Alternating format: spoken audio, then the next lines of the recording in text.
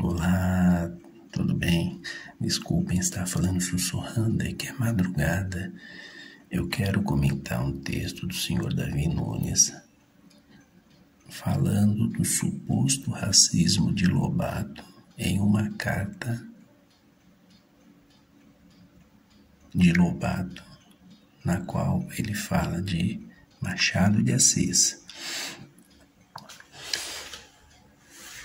Eu quero opor esse texto do senhor Davi Nunes a uma palestra de Teresa Lajolo, na qual ela comenta a admiração que Monteiro Lobato tinha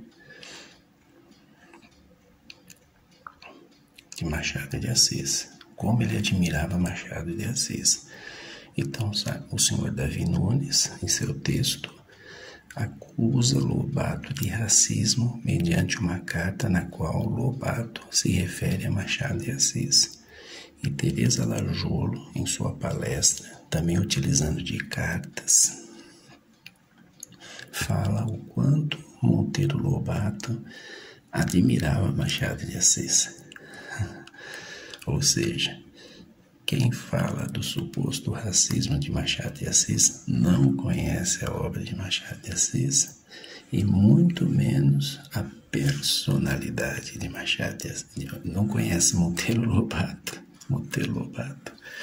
e muito menos a personalidade de Monteiro Lobato. O homem Monteiro Lobato. Muito obrigado. Mas de toda essa lista de autores que tem aí, vejam que até o Mário de Andrade, de novo minha homenagem aqui ao IEB, não é mencionado em cartas do Lobato, e particularmente numa das cartas, o Monteiro Lobato briga com um escritor jovem que quer falar mal do Mário de Andrade. Ele diz, olha, onde talvez a gente consiga detectar quais são os tópicos machadianos que mais se fazem esses escritores, o mais frequente na correspondência do Monteiro Lobato é Machado de Assis. E eu tenho para mim que talvez seja dos autores brasileiros aquele em que Lobato mais se inspira. E eu tentei selecionar da correspondência do Lobato algumas passagens aonde talvez a gente consiga detectar quais são os tópicos machadianos que mais se fazem presentes na formação do Lobato como escritor e, posteriormente, na construção dos valores e dos critérios pelos quais ele avalia a literatura. Ele era recém-formado, né, muito jovem, e ele diz aquilo que até hoje alguns livros didáticos dizem. Já Brás Cubas é eterno, pois enquanto... Errei na digitação. Já Brás Cubas é eterno, pois enquanto o mundo for mundo, haverá Virgílias e Brases.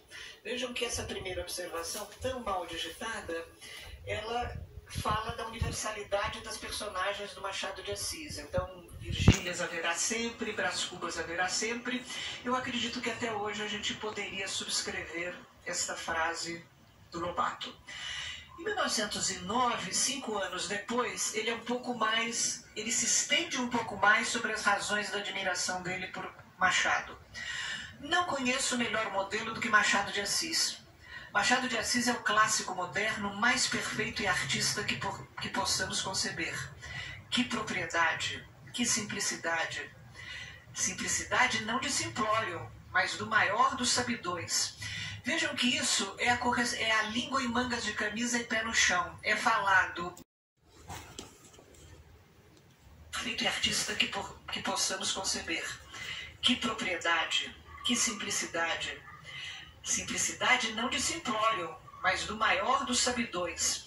Vejam que isso é a língua em mangas de camisa e pé no chão. É falado Machado como sendo um sabidão, né? Quer dizer, é uma forma bem coloquial. Ele gasta suas palavras como um nobre de raça fina gasta sua fortuna. E jamais como o parvenu, o upstart, que começou vendendo de esquina e acabou comprando um título de barão do Papa. Os macucos, é um colega dele de academia, adquirem vocabulário unicamente para fazer alarde da riqueza vocabular. Os machados, para da riqueza reunida, só gastarem os juros. Vejam que excelente observação sobre o que é o uso vocabular na literatura. Continuo achando que as crianças precisam ler muito para enriquecer o seu vocabulário. Me lembro que as seleções tinham uma sessão chamada Enriqueça Seu Vocabulário. Ainda em 1910, ele já é mais direto, fazendo comparação entre Machado e Manuel Antônio de Almeida. Achei heresia a comparação de Brás Cubas com as memórias do Sargento. Conquanto essas memórias sejam um dos pouquíssimos livros bons de nossa literatura inicial, falta-lhe a ironia e o pessimismo sibarita e anatoliano de Machado. E falta estilo. Tenho a impressão de que as memórias póstumas de Brás Cubas foram escritas por um conjunto de mestres: Sterne, Anatole, Xavier de Maistre e Stendhal. Não sei a conta do que levar, mas livro nenhum daqui ou de fora jamais me soube tanto as minhas mais íntimas e misteriosas vísceras estéticas. Parece um livro ateniense, anacronicamente rebentado no Rio de Janeiro, esta coisa aberrantemente tropical. Eu tenho certeza que isso aqui tem um pouco a ver com as ideias fora do lugar de que o Roberto fala sem ser de pé.